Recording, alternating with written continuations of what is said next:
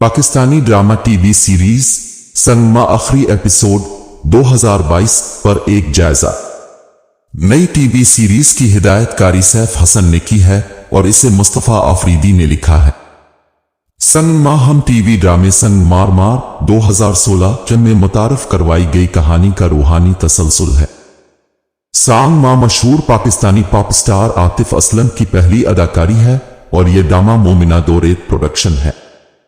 Drama Sangma show संग मार मार 2016 के रूहानी सिलसिले के तौर पर काम करता है, जिसमें नोमान एजाज, सानिया सईद और बहुत से दूसरे इसी कास्ट और अमले में वापस आ रहे।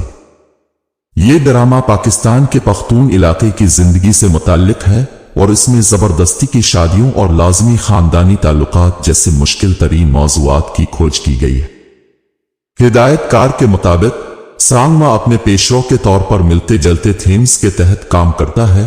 3 हिस्सों की तरह में इसका इख्तिताम अगले मंसूबाबंद शो संगसर के साथ होता है। मैन कास्ट: आतिफ असलम बतौर हिलमंद खान, नोमान एजाज बतौर हाजी मरजान खान, किबर खान बतौर शहजाद, हानिया आमिर बतौर गिल मीना, जावियर नोमान एजाज बतौर हिकमत खान, सानिया सईद बतौर जरगूना, समिया मुमताज बतौर जरसांगा, उमैर राना बतौर मस्तान सिंह, नजीबा फैज बतौर हर्षाली कौर, हसन नोमान बतौर बदम गिल पिलाट।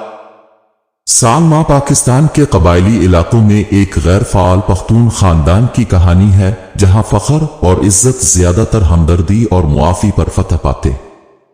ये शो नौजवानों की मोहब्बत और मुखालिफ खानदानों जैसे मसाइल से निमटता है जो एक दूसरे के साथ कबायली लड़ाई में मसरूफ है। हाई पॉइंट्स: एक मोतबर, फिक्र अंगेज और दिन के इख्तिताम पर लास्पीरान से खानदान की कहानी का तफरीही इख्तिताम। आखिरी किस्त यकीनी तौर पर पेश की गई, मोहब्बत और इंतकाम की इस कहानी को अपने इख्तिताम तक पहुंचाया। क्या ये एक तसल्ली बख्श नतीजा था? ये सिर्फ इस बात पर मुनहसिर है कि आप शो से क्या चाहते हैं।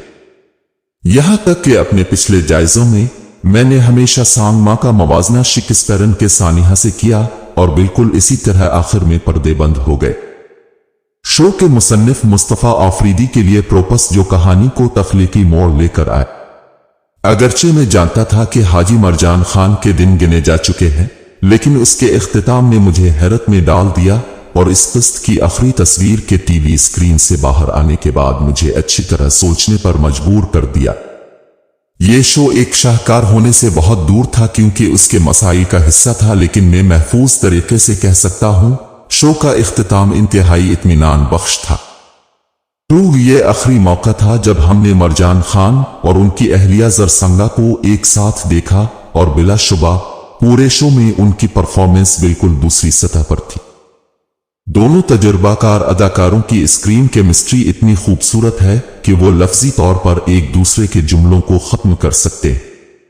वो खौफनाक राज जो उन्होंने बांट दिया, इसने उनकी मोहब्बत को मजीद मजबूत बना दिया और शायद एक साथ इंतकाल कर जाना ही वो इस गुनाह भरी दुनिया से रुखसत होना पसंद करेंगे। जिरगा में मौसमी मंजर को शानदार तरीके से पेश किया गया और उसकी हिदायतकारी सैफ हसन ने की। मुकालमे ज्यादातर परफेक्ट थे, बशमूल हिलमंद का वो छोटा सफेद झूठ माशाअल्लाह खान को एक बार और हमेशा के लिए लास्पीरान से निकालने के लिए।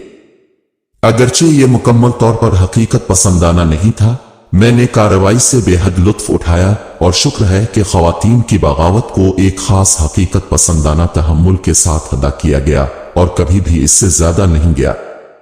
और इनाकिस शानदार तहरीर और प्रोडक्शन के साथ सास/बाहू ड्रामों के समंदर में संगमा को अपने नाजरीन को एक ऐसे अलमनाक अंजाम के साथ छोड़ने की हिम्मत थी जो दोनों की एक देरीना परेशान कुन तस्वीर के साथ किसी को भी ठंडा कर देगी। बूढ़े मोहब्बत करने वाले एक दूसरे पर झुकते हुए और बाद की जिंदगी में अपने दोबारा मिलने का इंतजार करते पाए गए, लेकिन क्या अलमनाक अंजाम की तस्दीक की गई? मैं स्पेक्ट्रम के दोनों अतराफ के दलाइल देख सकता हूं, लेकिन इससे कत नजर मुझे यकीन है कि तख्लीकी टीम की तरफ से अपनी बंदूकों पर कायम रहने اور اس انجام کے ساتھ جانے میں بہت زیادہ ہمت کی ضرورت تھی کہ مجھے یقین ہے کہ ان کے ناظرین میں سے نصف غیر مطمئن رہ گئے، زیادہ تر کیونکہ وہ شو کا خوشگوار اختتام چاہتے تھے۔ کم پوائنٹس آئی اور میں فائنل کے بارے میں بہت زیادہ تنقید نہیں کر سکتا، اس حقیقت کے علاوہ کہ جرگہ اور کے آنے والے مسئلے کے اس مسئلے کو یقینی طور پر بہت زیادہ آسان بنایا گیا تھا اور اس کا حل اس کے پیچھے کوئی حقیقی سوچ کے بغیر بہت تیزی سے آیا۔ میری خواہش ہے کہ شو اس میں کچھ اور کوشش کرتا، اسے زیادہ حقیقت پسندانہ اور قابل اعتماد بناتا۔ تو ماشاءاللہ خان کو شو میں زیادہ استعمال کیا جانا چاہیے تھا۔ وہ بمشکل 1-2 ایک ساتھ میں تھا اور اس وقت بھی اس نے سنگ ما میں کسی بھی مخالف کے مقابلے میں زیادہ صبر اور استقامت کا مظاہرہ کیا۔ اس کردار کو بدقسمتی سے شو میں بہت دیر سے متعارف کرایا گیا تھا اور اس کا بے حد استعمال کیا گیا تھا۔